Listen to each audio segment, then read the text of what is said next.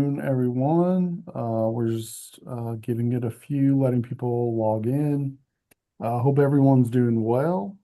Um, Feel free to utilize the chat to introduce yourself or connect.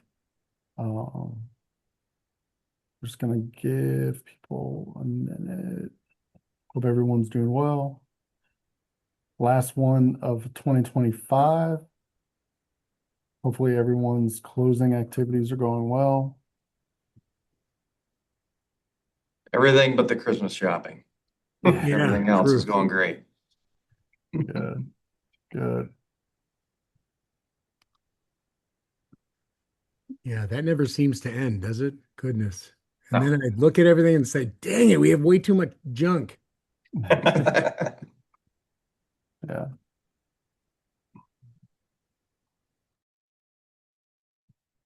Yeah. All right. Well, want to thank everyone for joining us today. Like I said, this is our last meeting of 2025, and mine as chair of the network. Really excited to um, participate in the new year as a member of the network and continue hearing all the great things that are developing in the field. Just want to jump in to give you a quick overview of what we're doing today. Since it's the last one and since December is always a busy time for all of us, I wanted to keep it succinct. So we have a special presentation, which we'll hear about really soon. And then we wanted to give anyone who joined today an opportunity to share what's on their mind. And then at the end, I'll share a little bit about the transition into for the chair position, and we will end it there. So I'm going to start by sharing, having Barry take over. I'm going to stop sharing Awesome. and then let Barry take it away. Barry? Great. Thanks, Ray. It's great to have all you on the call today. So the last time we connected, we talked about having a guest presenter come in and talk a little bit about construction and maybe some methods and some ways to deliver projects. And so I know a few folks, as do most of us. So I brought on three of our friends from Wallbridge Construction.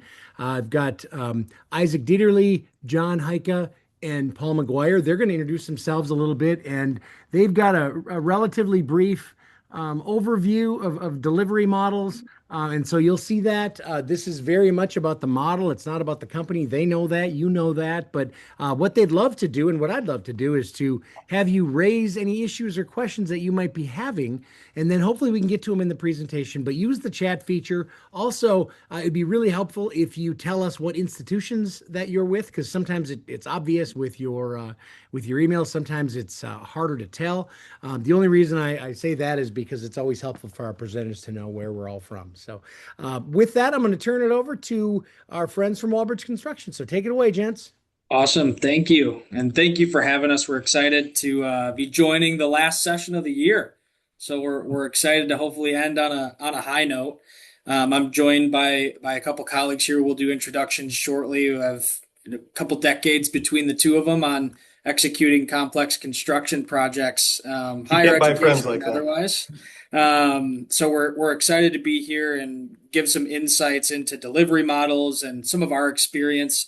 We've done pretty much every delivery model across the board. So we've got some good context, some good color to provide for that, and really encourage participation. We'd love for this to be a discussion. Don't hesitate to jump in via the chat or just blurt out if you've got a question. We'd love to hear from you guys. So we'll go over a couple pieces of info just so you know who Wallbridge is. If you don't, that'll be very brief. And then we'll jump into the bulk of our presentation, talking about delivery models.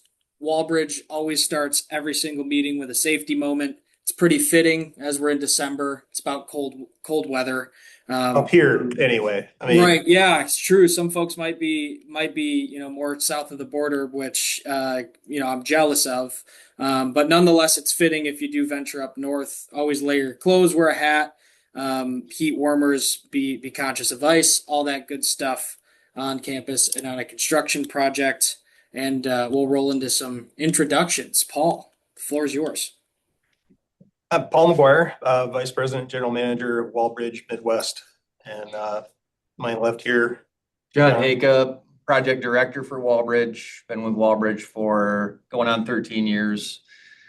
Working in a number of different construction industries, higher ed, life sciences, pharma, all the good among others. among others. Yeah. And I'm Isaac, business development, mainly focused on our higher education market. 30 seconds on Wallbridge. We're a national contractor.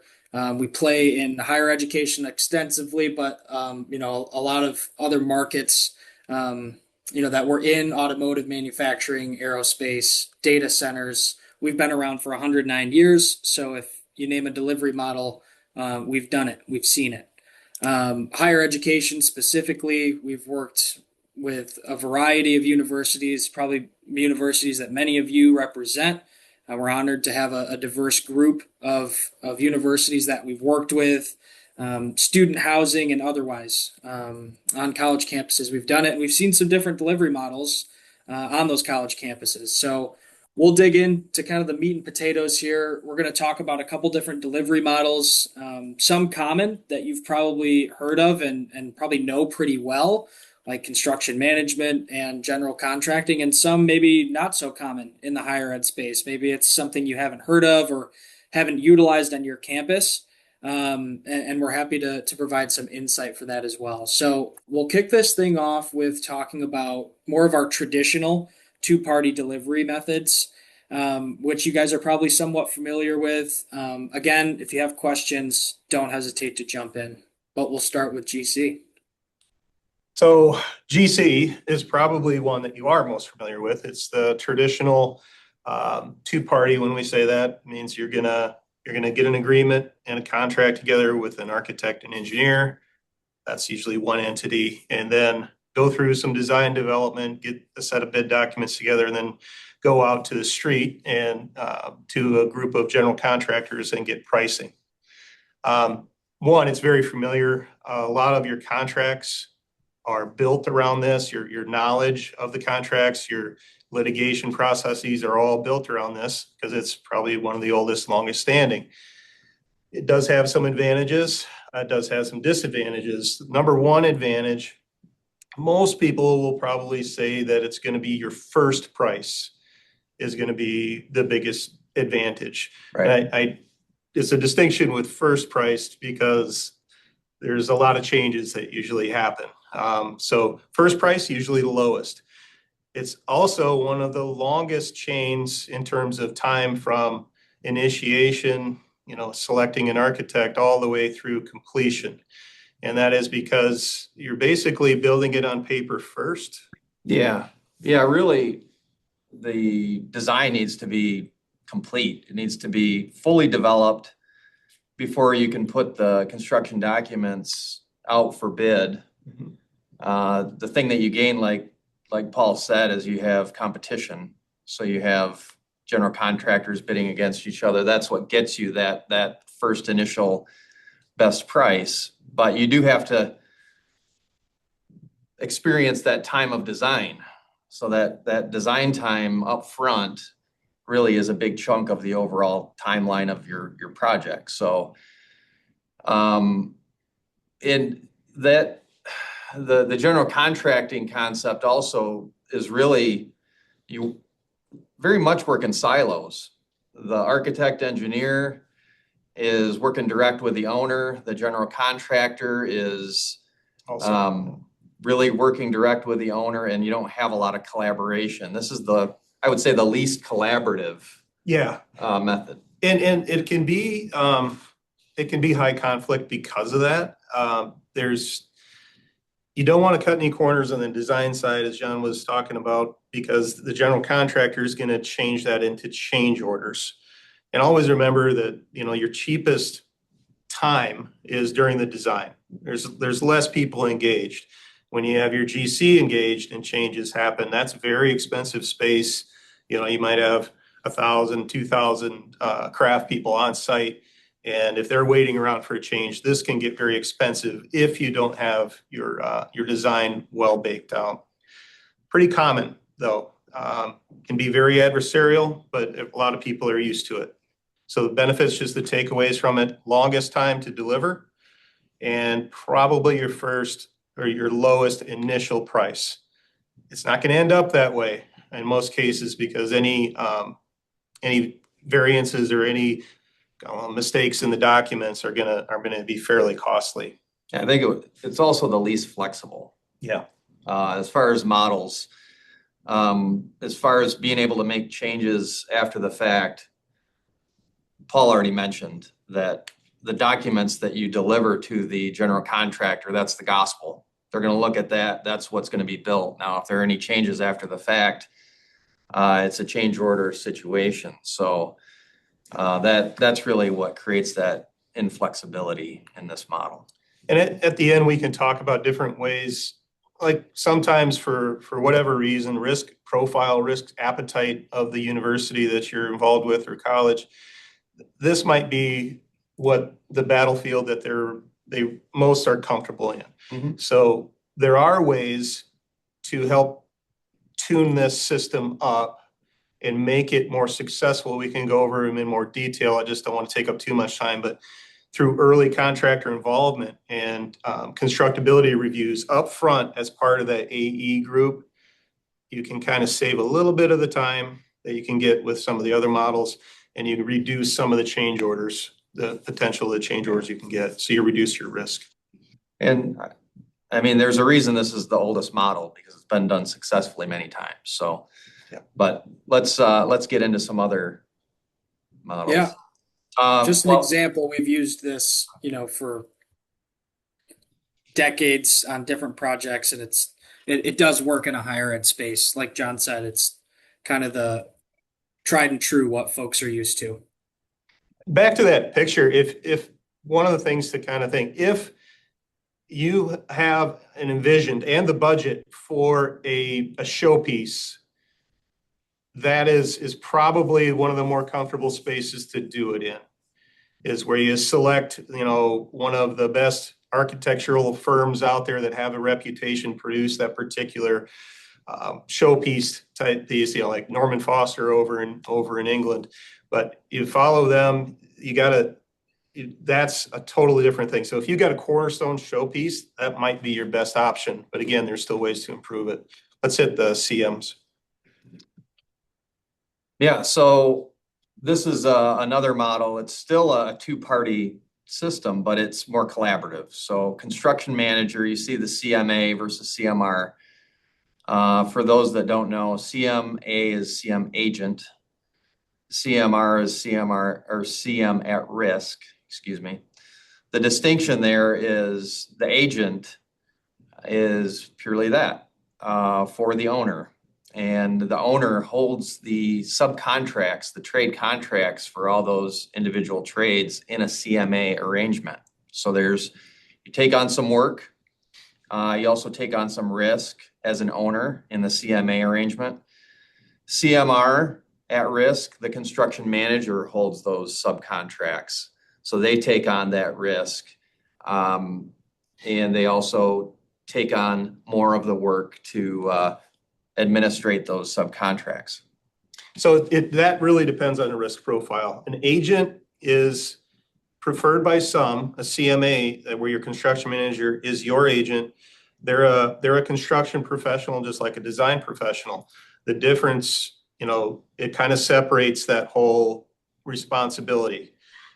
So the agent doesn't have any responsibility, just you, none to the downstream contractors. However, the CMA arrangement does require you typically to hold every one of those subcontracts. So there's a lot more risk, and depending on the organizational structure and the maturity of that organizational structure, might not be the best ones. Both of these, however, have one distinct advantage over the GC model that we showed previously, and that is bringing your builder on board earlier. This helps in, as we mentioned before, constructability reviews on the previous one, but also discrete industry knowledge of, one, where the markets are, And that's in terms of cost, what's the best product, lead times, which is for the last 5 to 6 years has been a tremendous learning Huge. curve for the industry. Yeah. Normally a lineup of switchgear, we'd be using traditionally 12 to 14 weeks, and now it's 90. It's So to be able completely upside down. to be able to engage earlier in that process, what you end up doing is shortening your overall time. Mhm. So that GC method that we talked about, where you have to be fully designed before you even start any procurement, you can do that a lot earlier because you have a builder on your team that can identify things like electrical switchgear, mechanical items, or maybe even long lead finish items, and prioritize those with the designer and owner to start procurement while design is still happening. So big advantage there. Yeah, and that's one of the things I mentioned. If you have to go with a traditional GC model, some of the items that you get from a construction manager, I would highly recommend getting into your AE contract, requiring them to go out at various design points, 60% design, 90% design for constructability reviews, and also the budget checks to make sure you're doing the right thing, and advice on packaging, how the packages can be let out early to take advantage of, say, ordering steel, et cetera. If you don't start with the end in mind, and we just kind of go off on a continuous design circle, and it pushes everything to the end like the GC model does, you're going to have a lot of wasted time on the project. And that's why the delivery models are longer with those. So another key part of construction management is, once again, with that collaborative approach, you're part of the team as a builder. You're working with the owner, architect, and you're also building in risk mitigation into the overall plan, things like contingencies. So as you go through the project and that whole construction and design and construction process, what you'll see is that you have more flexibility. If things do come along where you need to accommodate change, you have the mechanisms in place to be able to make those happen to a degree. Yeah. Obviously, it depends on what those items are, but this is a more flexible model. You're much better positioned for changes that might come from market-driven changes or technology-driven changes. Code changes, that if you're in a situation where you're anticipating that there to be code change sometime during the design process, but before we go for the permit, this is also very helpful for that. Any questions so far? I don't want to. We're going too fast, going too slow. All right. So here's the building that Barry's in. There's some pictures of the student center project that we did with I should say, Western Michigan University.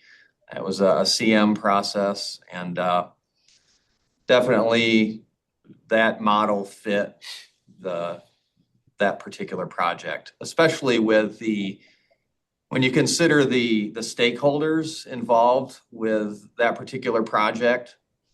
It really required a high level of collaboration just because of all the entities involved with that building and who was going to end up inhabiting and using it. Very good. All right, so the first two ones are the traditional ones, and forgive the expression, but the biggest difference between what we're going to see after this and before might have to do with the risk appetite to your C-suite more than it does to your department heads. And that is, the previous ones we all looked at all had at least what we would say 2 throats to choke when things go wrong. These, depending on your risk model, provide one advantage right off the bat, and that is if you have a single contract, a single point contract, and we'll get into the organization. All right, so design build. Big picture, let me back out for a bit. Design build has the ability to be the fastest to market, the fastest from concept to delivery. You need 1,000 beds and you need them fast. This is probably where you're going to want to go. It's going to demand a lot of input from your staff and all of the various entities that are involved in it that all have an interest in it, your stakeholders. But it combines the benefits of the CM process where we have the early contractor involvement, also with the design build contractor that is typically one entity. We have our own design firm. We market things out for the others. We do about 85% of our design outside with your major design firms, but we also have that ability inside. This allows people to do what they do best and focus on that. There's a whole different thing about delegated design that I could get into and its various risks, but that's probably a subject for another day. This is the one that can give you the quickest time of delivery. But it's a learning curve. It's a bit different relationship. Things got to be moving fast on this project. So it's going to demand a lot more input from your stakeholders. Yeah, to add on to that, the whole component of, I would say the next couple, this one included are the highest collaborative delivery methods. And one of the things that with that high collaboration, it really lends to being the answer when you have really complex projects that need a lot of owner scope definition. And when I say that, with a lot of detail. And we've got a project example that's coming up that is an example of that. This the paper pilot plant that we also did for Western Michigan University. This is a vintage 1940s and 50s paper machine that was being relocated. It's in part of the paper science program. Western actually makes paper. They relocated this machine from a 1950s building to this location, and lots of the parts on this machine were broken or they didn't work right. They were trying to upgrade with new technology, so many things that required input from the experts that you couldn't do this on a general contracting type of platform where you drew it up because it was evolving. There was an evolution to it that really design build lends to being able to do something like this where you have a really uncertain, lots of pieces weren't certain as we were going into the design. Yeah, you don't have the full picture yet, but you need it delivered. Yeah, absolutely, positively has to be done overnight, whatever that commercial was. right. Anyway, this is the model for that. It can also give you, especially with a lot of transparency built into it, a lot of checks along the way. It can give you one of the lower costs because it is so efficient in time. So this one out there, and it's kind of retraining yourselves too. This one out there, I think, is one of the more beneficial methods that are available to you today. But there's a lot to consider to go into it. The number one is, and John mentioned it as well, is how often or how much time it's going to take from your staff away from their day jobs. Right. And that one took a lot. Yeah. Yeah. A lot of owner time. Next one down, and you've probably heard about these, maybe used them. Really, it's not that much different than the design build. What it is on my side is that IPD contractor, there's a lot of agreements that have to take place, and it's about risk sharing for us. And between a mechanical electrical partner, a structural partner, and a design partner, coming together and finding out who's got the most risk, it's really a contractual arrangement between us where there's a lot of sharing. This is more like the community comes together and does this building. I'm oversimplifying it, but it's rather immature in relation to every one of those other delivery methods that we talked about. There's still a lot of things that have to be ferreted out on this thing from an agreement standpoint. And that's how that profit gets shared, how the risk gets managed. So it's there, it's coming, but there's really not a discernible difference from your end on, IPD versus design build. I'd like to add on the IPD side some feedback we've gotten from clients who initially go into a project wanting to do IPD because they really want that collaboration. They want everyone at the table early. They want everyone talking and making decisions together. But then you come to find how much involvement needs to happen on the owner side, how much time and dedication to the project specifics are needed outside of your guys' daily task. And after you kind of take a look at that, design build just looks a lot more appetizing. You can still get a lot of that collaboration up front. The team's still working together early, but it's just a little bit less of a lift for the client. So if you like the sound of IPD, it could be worth looking into. But design build offers a lot of the positives and takes away some of those negatives that Paul was talking about.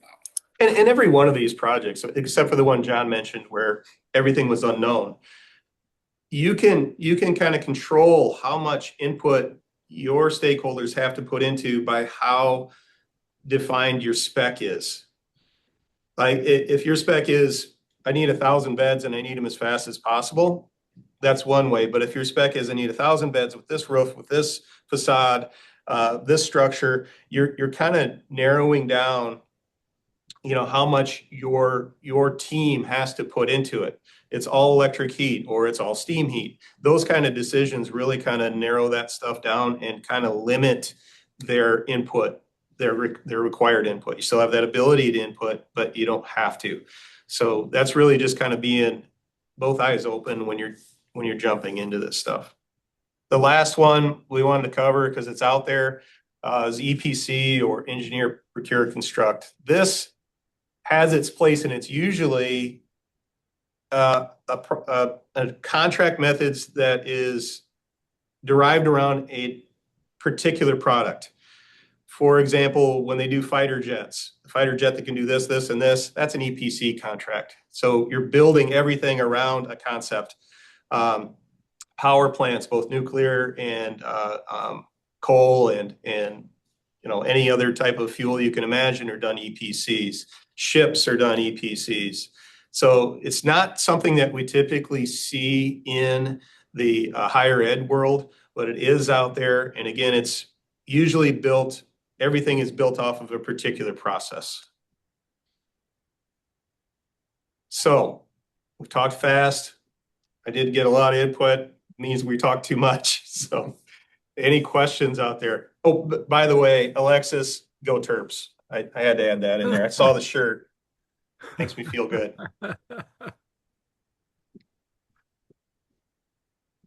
Yeah, I will second the Go Terps. Yeah, sure. There we go. Any questions for our guests? Trying to see if there are any in the chat. Or if anybody has an active project right now, what delivery method are you using?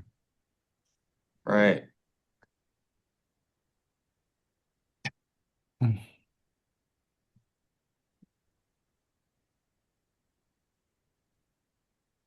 It's eerily quiet out there. It's very quiet. This is the last one of the year, right? Yeah, it's Yeah, that's December. what- Yeah, it's just that time of year. Got other things on their mind.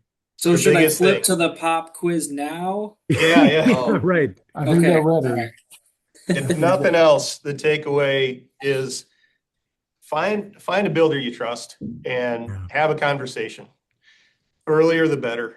And let their input kind of guide you through what the best delivery method is for you. And you got to balance that out with your appetite for risk.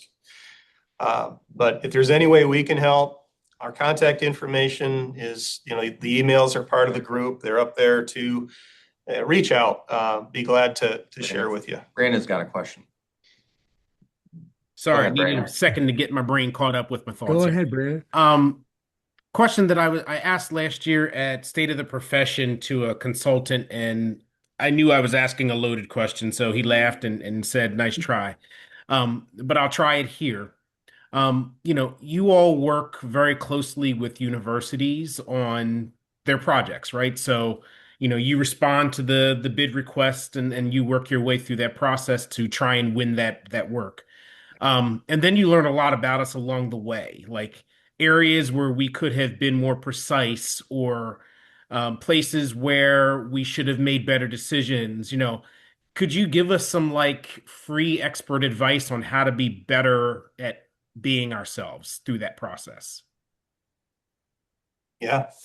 I, I think one thing that I would say is make sure you have a team structure where there's a good understanding of hierarchy of who's making the call. Because I guess what we see a lot of is there's a lot of stakeholders and a lot of input. But there needs to be a point in time where someone has the authority to say, okay, we've gathered everything we need to know, but we're not going to be able to make everybody happy with every point, but here's the decision. And I think one of the things that keeps a project going is having that clear chain of command in place on the owner's side.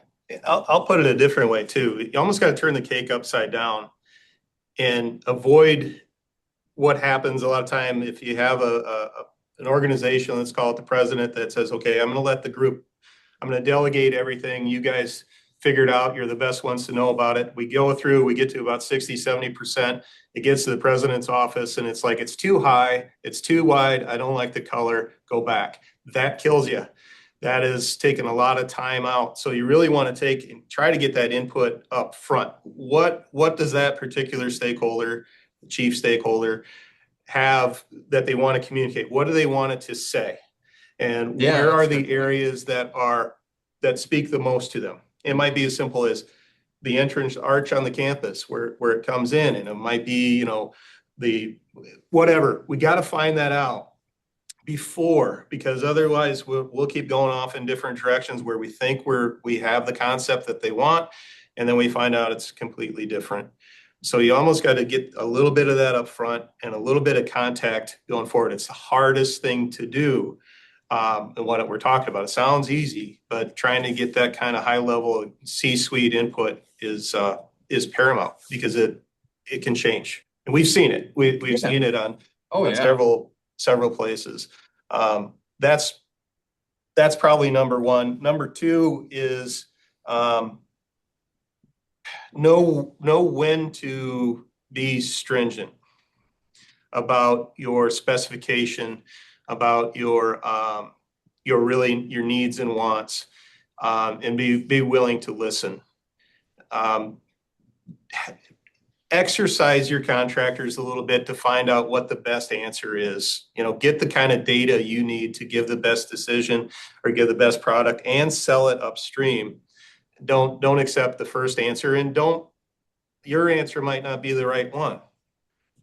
We've always done, suites, suite style, but we need 1,000 beds at this price. You're not going to get suite style. So what can we do to get what you really want out of that, the community aspect, whatever it might be, and still deliver the number of beds that you need for that price? In any case, it's getting the right decision makers, as John's saying, in the room early and talk about the key factors that you're going to be faced with. Late changes in any model, late changes are very expensive. Absolutely agree. But it's not, how many university presidents are on the call? None. Okay. Well, I mean, has it happened to anybody? I mean, show of hands, as far as, we got this great product, you're going to love it, and you come out with your tail between your legs, and it's hard for everybody on the team, believe me. Yeah, even if it's a component of it. Overall, it might be a positive thing, but even a component where you realize that you didn't have the vision, it can be a letdown for sure. Absolutely. So did we answer that one, Brandon? That's not a trick question. No, you did good. I mean, you stayed out of the thorny stuff, so good job I there. thought I jumped right in it, so good. Awesome. All right. Well, gentlemen, thanks so much for joining us today and helping us here. I know we've got your contact information there, and this is all going to be it's all recorded as well. So cool. We'll have a copy for folks if you wanted to share this with any of your colleagues. Across our side of the industry. But having had these guys come in and do this presentation for my own team, it was really helpful. There's a lot of people out there that simply don't know what they don't know. So utilize contractors that are willing to, and really most of them, if not all of them, ultimately want to deliver great products and do right by you. So listen to them and push back, like they said. They're great value in the conversation and the dialogue. So recognize that they're bringing a ton of value every single day, but ultimately they want to make sure that they're bringing you a great product and they want to get hired again too. So it's a mutually beneficial relationship. So gentlemen, thanks so much. Appreciate having you on the call. All right. Thanks for having Thanks us. for having us. Appreciate it. Right. Happy Take care, holidays, everyone. everybody. Thank you all. Yep. You guys. Thanks. Yeah, great. Barry, thank you so much for helping bring our guests in for Absolutely. that. Great conversation, great, for thinking and bringing back to our campuses, great information. So thank you so much for sourcing that for us here in the network. All right. Well, we'll move on to our next item, which is your opportunity to unmute and engage with any questions you might have. Crowdsource the group today for feedback or thoughts on whatever's going on in your neck of the woods. So yeah, we'll just open it up for anybody to share what's on their mind.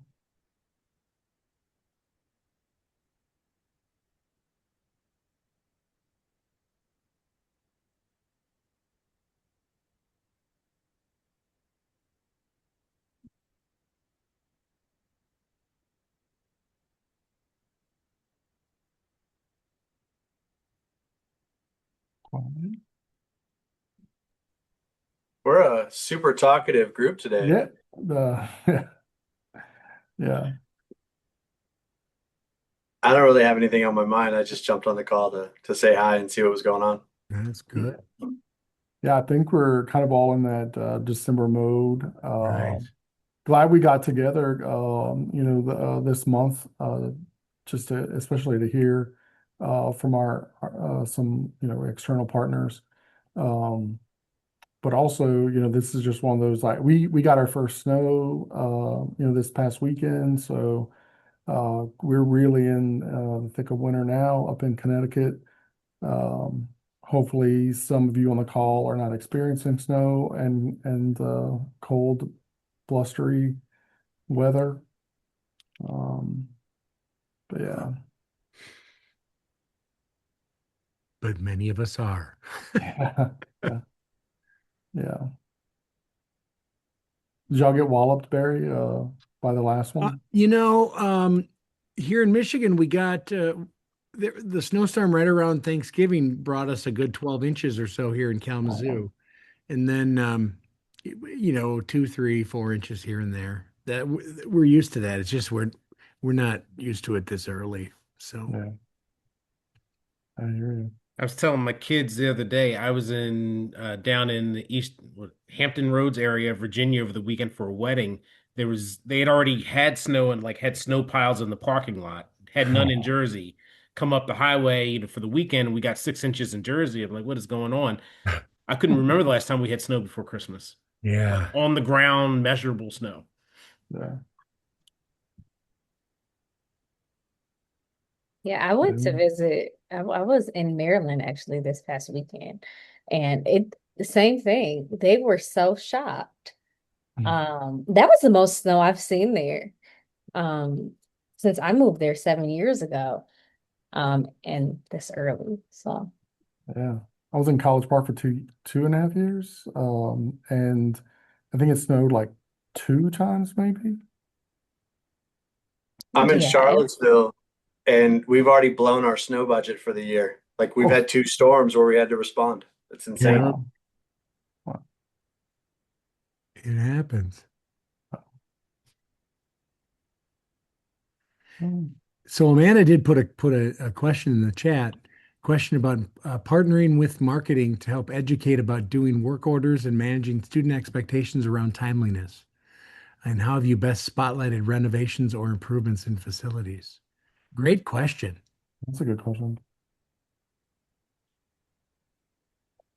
Anyone want to chime in on that?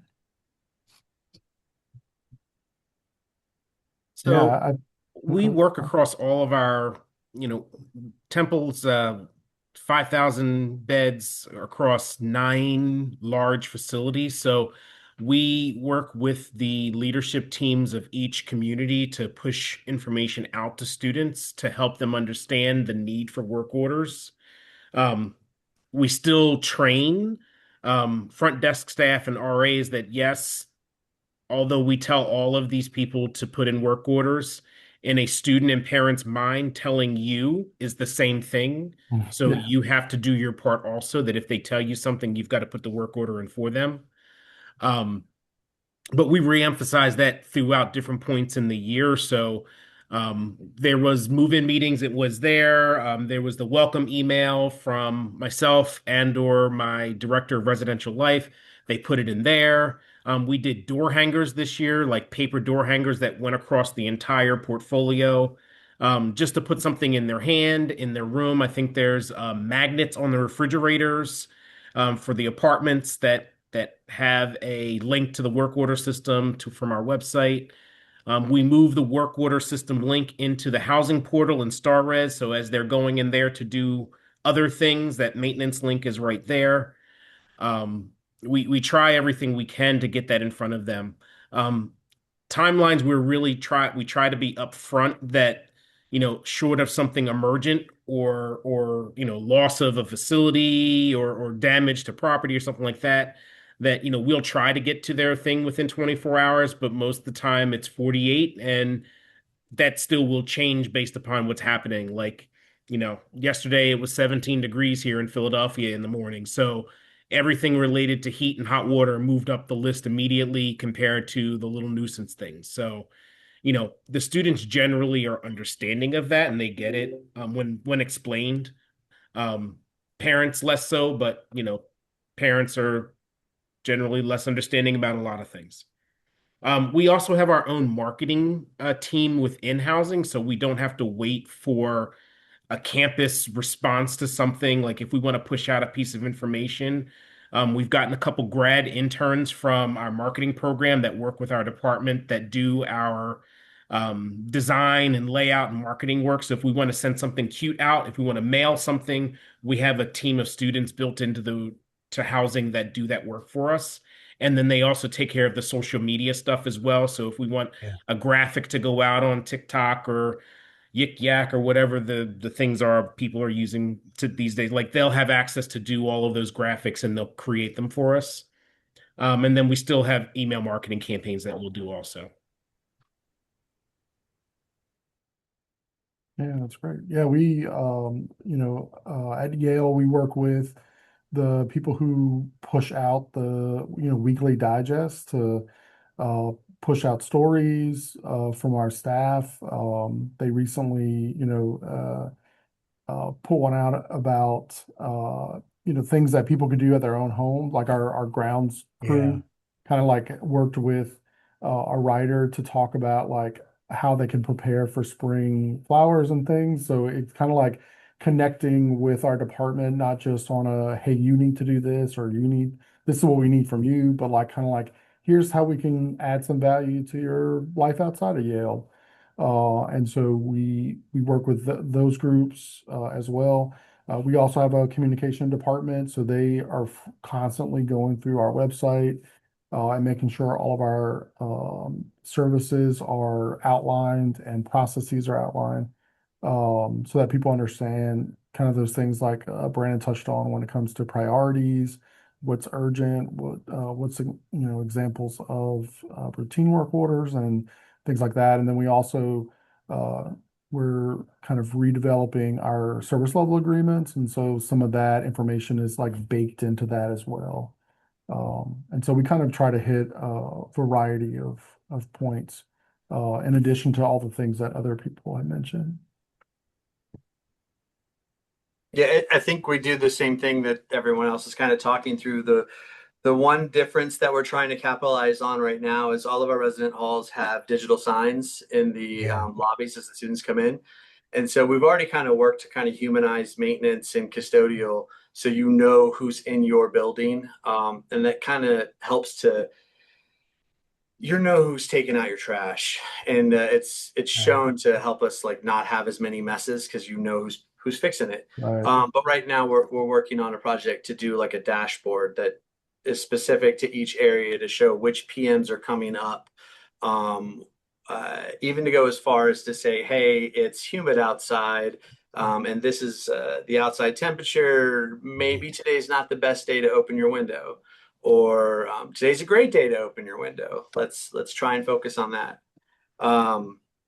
The dashboard side is also going to show more like how many work orders have been completed, how many have been submitted, what the energy usage is for the buildings. We're trying to kind of gamify some of this to get people more interested in the buildings and taking care of them.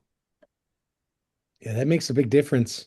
And our students really love that stuff. And once you set it up, it's plug and play. It's easy, but you got to get to the point of having it all dialed in. That's a great idea.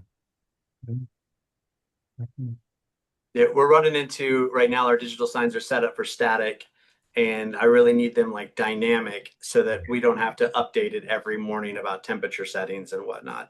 I just want to be able to link it into an app and call it a day. Right.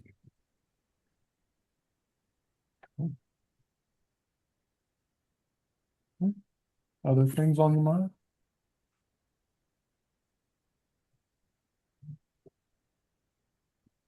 Okay, well, we can do our kind of one of our last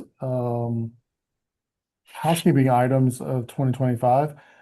So at the end of every year, there's a transition in the chair of this network. And so a lot of you who have maintained your presence and engagement throughout the year have heard Brandon Chandler and us talk about kind of like him taking over in January. And so we're gonna, Brandon, if you wanted to say a couple words about next year, take it away.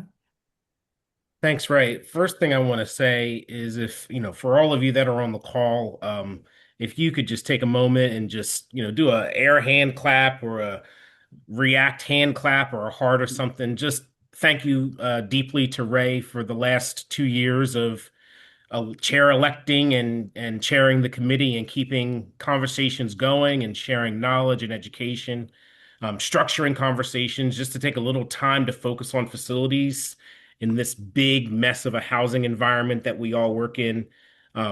So, just my heartfelt thanks to you, Ray, for guiding me the last year, but then also just for all of the conversations and space that you've created for everyone on this call and maybe even some that couldn't make it today, just to focus on their work for a bit and what they need and the questions that they have that, honestly, there's just not enough people on everybody's campuses that do what we do for the population that we do it for. So thank you again for all your work this year and the last 2 years, really. And I know you're not going anywhere, but just wanted to show some appreciation there.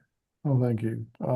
And Brandon, I have talked about next year, and I think all those who have joined the call know how excited Brandon is to engage everyone in conversation, and he always brings such great contributions.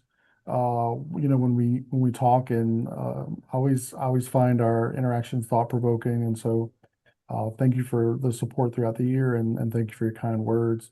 But definitely thank all of you. Over the last 2 years of deeper involvement with this network, I'm so happy to see how it's grown, and the engagement has intensified, incrementally throughout the field, and all the brave souls who unmute and share what's going on or engage.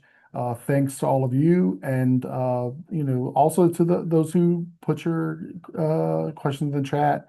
It definitely makes uh, running this meeting much easier whenever people are as excited to share and talk about what's going on as you all have over the last year. And so a lot of really great things to come. I have no doubt. There's always a great topic on the horizon, and so we're really excited to see all of you come back next year. And excited to see what Brandon has in store for us, with the great topics we have, no doubt lined up. And so thanks to everyone again for a great 2025. It's been my huge pleasure to have served in this role. It's one of the few volunteer opportunities that I've done that I have truly enjoyed. Connecting with all of you and sharing with all of you has been my sincere pleasure. And like Brandon said, I'm not going anywhere. I'm really excited to come back next year and maintain these relationships. If there's ever anything I can do as a colleague, my name it's raymond.abear@yale.edu. Happy to connect through LinkedIn. Any place that I can be of service, I'm happy to assist. But yeah, I'm definitely looking forward to 2026 and continuing the conversation. From all of us within Akuho and the leadership, we hope you have a great, safe, re-energizing, relaxing holiday break. Hopefully, all of you have a break coming up.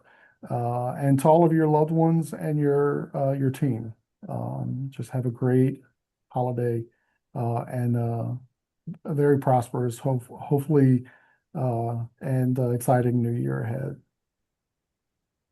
Before we sign off, so the plan for right now, I think there's a meeting cadence that's already established for the group.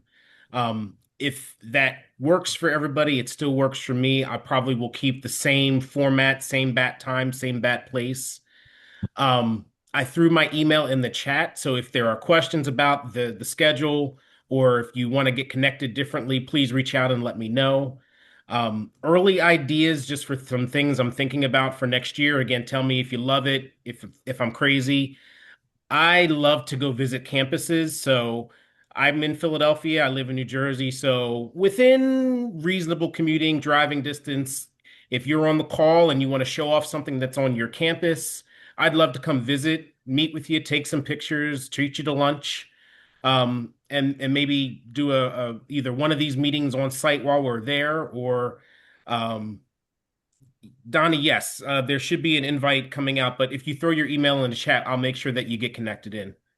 But if you're interested in hosting me on your campus for an afternoon or a morning and you want to sign up for my little informal campus visit list, let me know. I can't come to Michigan, Barry, but I'd love to try. In the spring. Yeah, we'll have you once we thaw out. You're always welcome. In the spring. I don't do cold well, so in the spring. Also want to infuse some expert conversations into our work, just like we did today, with bringing in someone from the outside that can speak to a topic.